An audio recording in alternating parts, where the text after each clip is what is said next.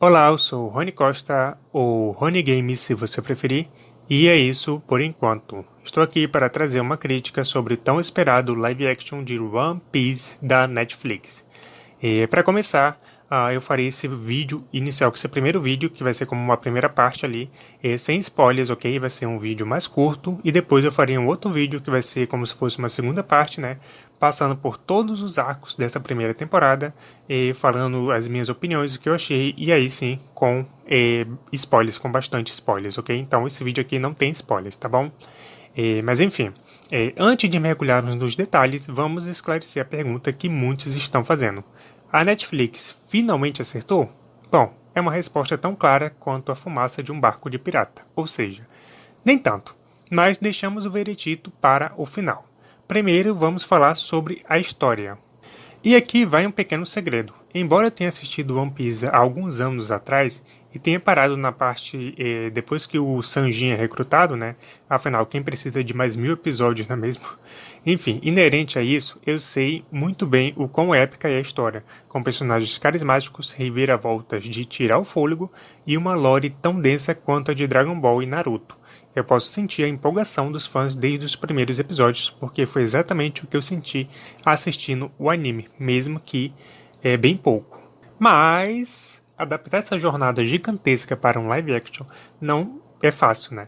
Há risco de parecer um desfile de cosplays, como foi o live action de Full Metal, né? Ou pior, um episódio de O que tem na minha geladeira, com piratas, o que ainda seria melhor do que um episódio de O que tem na minha privada. O que é aquilo parecendo um toco de pau-brasil? O miserável não deu descarga. Bom, brincadeiras à parte, felizmente esse live action fez um trabalho decente em capturar principalmente a essência da obra sem transformar os personagens em caricaturas ambulantes. Embora tenha seus tropeços no roteiro e algumas decisões ali de cair o queixo e até interpretações peculiares, no geral a série navega em águas tranquilas. A começar pelo ator do Luffy, que acertou em cheio no papel. Mesmo que ele tenha sido um pouco nerfado nessa primeira temporada em comparação com o anime, e o CGI às vezes seja questionável, o ator realmente conseguiu transmitir a vibe do Luffy do anime sem parecer que estava vestido para uma festa fantasia ou uma caricatura ali de personagem, né? Ele consegue ser divertido, carismático. A gente só não pode pedir que ele ganhe o Oscar em cenas dramáticas, né? Mas eu não posso exigir dele também um nível de atuação de um Joaquin Phoenix da vida ou de um DiCaprio da vida, né? Afinal de contas, ele deve ter acabado de conseguir o seu papel mais importante na carreira. Agora, falando sobre o ator do Zoro, né? O McKennill, né? Ou algo parecido. Enfim.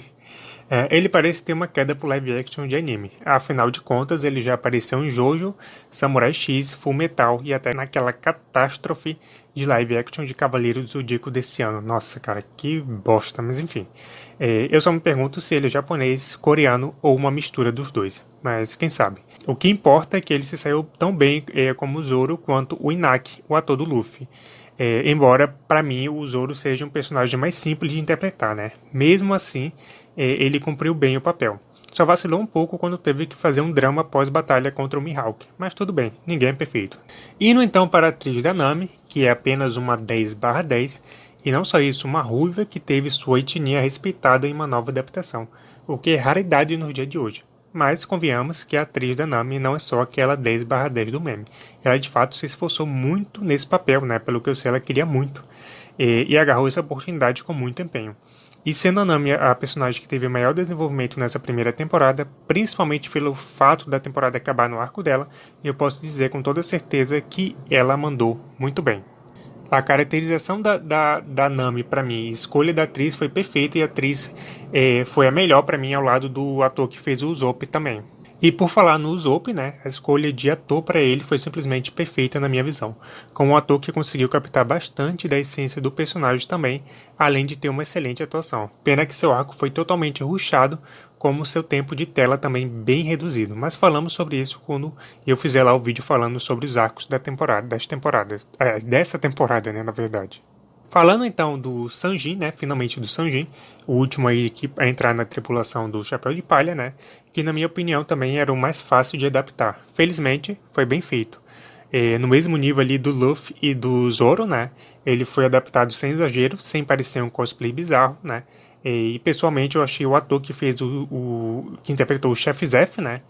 O chefe do Sanjin, ainda melhor adaptado, tanto como ator quanto como personagem, né? Não estou dizendo que a interpretação do Sanjin tenha sido ruim, mas o Zeff foi muito melhor ali, roubou a cena, na minha opinião. Há também outros personagens muito bem adaptados, né? Como Kobe, Garp, ai pai, para, Ele não pode falar assim comigo, papi! Shanks, Boga Buggy. e principalmente Mihawk, né? Que foi o melhor de todos pra mim. Ele conseguiu ser incrivelmente bem adaptado sem parecer um cosplay, o que é uma façanha considerando ali todas as peculiaridades que o personagem tem, né? Além de sua aparição também ter sido mais épica, na minha opinião, do que no anime, né? Esse tem um impacto realmente muito grande, né? Mesmo com o seu tempo de tela extremamente limitado, o que é normal para um personagem como ele, né? Acho que até no anime, né? E ali o anime tem mais de 1000 episódios, ele não deve ser um personagem que aparece com muita frequência, né? Agora vamos falar sobre uma das coisas que mais me incomodou, que foram as lutas do Luffy, né? Bem, parece que economizar no CGI virou um esporte nacional nessa primeira temporada. Aparentemente, criar um homem elástico em CGI é tão fácil quanto fazer um elefante andar de patins. Ou seja, não é nada fácil. O Luffy estava mais para elástico de orçamento, né? Do que elástico de verdade, visto que fazer CGI de homem elástico sempre pareceu ser bastante caro, né? E isso deixou as lutas dele meio murchas. É capaz até da Nami ter dado mais catiripapos nessa primeira temporada do que ele. E isso também foi um problema que vou falar depois. O Zoro, em comparação com ele, por outro lado, fazia acrobacias épicas, enquanto o Luffy estava mais para tentando se esticar como um pedaço de chiclete esquecido embaixo do banco do metrô. A única luta realmente boa que o Luffy teve, na minha opinião, nessa primeira temporada foi contra o Arlong, né, já no arco final. Talvez porque naquele dia decidiram gastar uns trocados extras no CGI, né. Agora, a grande pergunta é, como é que eles vão lidar com o Luffy nas próximas temporadas? Já que parece que criar CGI de homem elástico é mais caro do que pagar o jantar pro Goku no restaurante mais chique da cidade. Está delicioso, quero mais! O quê? Todo o dinheiro que eu ganhei foi gasto no jantar? Mas enfim, Luffy é o capitão da tripulação, né? E a gente, pelo menos eu, quero ver mais ele brilhar e aparecer mais, né? Como no anime. Talvez eles possam contratar um treinador de goma de mascar profissional para o ator, ou quem sabe, o Luffy pode fazer um curso interativo sobre elasticidade ou yoga, né? Qualquer coisa, mas por favor, façam o personagem aparecer mais, pelo amor de Deus, né? A esperança é a última que morre, né? E ele é o personagem principal da obra, né? Óbvio que ele não pode ser tão nefado assim. Mas enfim. Agora, pra mim, o que fez com que essa primeira temporada quase que afundasse de vez, né? Foi o arco da Marinha com o Garp, né? O avô do Luffy, né? E o Kobe, né? Parece que eles resolveram jogar esse arco no meio da trama sem pensar muito nas consequências, né?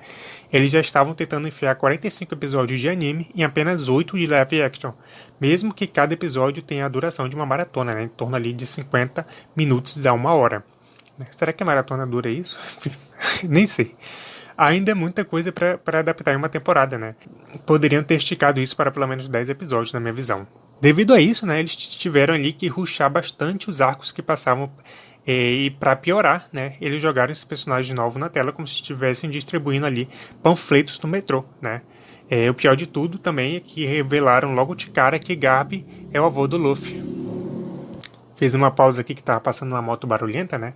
Mas enfim, essa história do Garp, esse avô do Luffy, é algo que eu não sabia, né? Teria muito mais sentido se isso fosse revelado mais pra frente.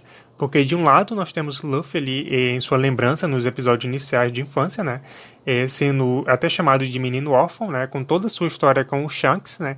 E sua inspiração em ser o pirata do chapéu de palha. E logo em seguida, no terceiro episódio praticamente, ele lança um vovô pro Garp, né? Porque é simplesmente, aliás, que o Garp é simplesmente o vice-almirante da marinha responsável por executar o rei dos piratas. Tipo, que raio de menino órfão era esse que precisou ser ajudado pelo Shanks, né? Se você, assim como eu, está se perguntando isso, então o problema é seu. Vai ficar na dúvida mesmo, ou ir ver o anime para encontrar a resposta, talvez, né? Essa perseguição do Garbs, do avô do Luffy a ele, dura quase a primeira temporada, aliás, dura a primeira temporada inteira, né? Além de não existir no anime, né, pelo menos nessa parte, o diretor da série, ele falou que teve que convencer o Oda, né, o autor do mangá, original que supervisionou ali a série para trazer esse arco para agora, né? Parece que Oda não estava muito afim, e é claro que ele estava totalmente certo. Infelizmente, ele teve que ceder, né? E eu digo infelizmente com todas as letras, porque como eu disse ali em cima, esse arco quase fez com que a primeira temporada naufragasse totalmente.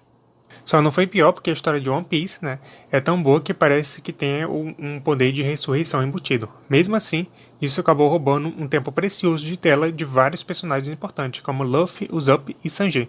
Muitos estão apontando o dedo para Nami e culpando ela por ter sido a personagem que mais evoluiu na primeira temporada, e também até mesmo a Kaia, né, que teve mais tempo de tela no arco do Garrador do que no anime, o que eu sinceramente até gostei disso, né.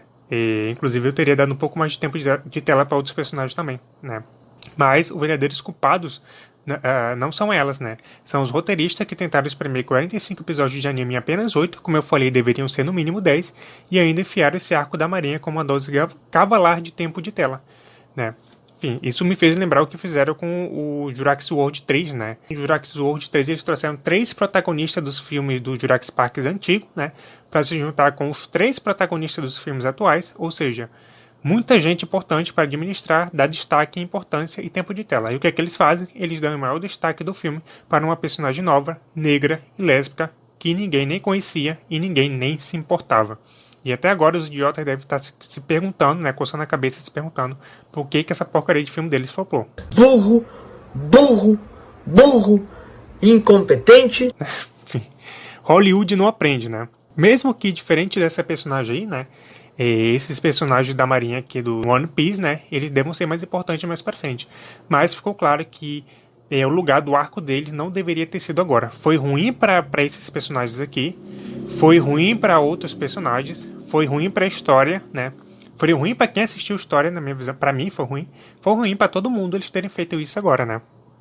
Mas no geral eu posso dizer que eles mantiveram e muito a essência de One Piece, e esse foi o principal acerto deles, né? Quem não conhecia a obra muito provavelmente ficou com vontade de ir assistir, né? E os personagens principais ali foram respeitados e conseguiram captar a essência ali dos personagens que eles estavam interpretando. Eu gostei da maioria das lutas, né? Apesar do Luffy estar muito nerfado e eles não terem sabido trabalhar direito, né?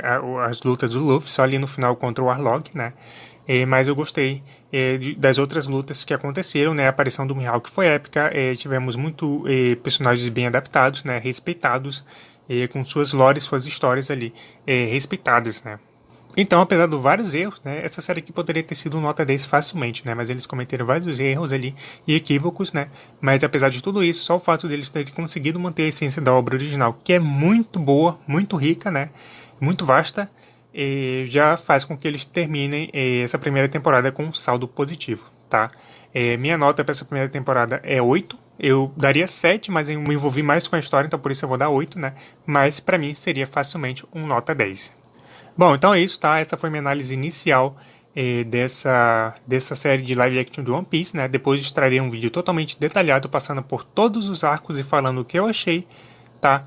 Sobre esses arcos em si, com spoiler e tudo mais. Então fiquem ligados aí, porque em breve estarei trazendo novos vídeos para o canal. E até a próxima!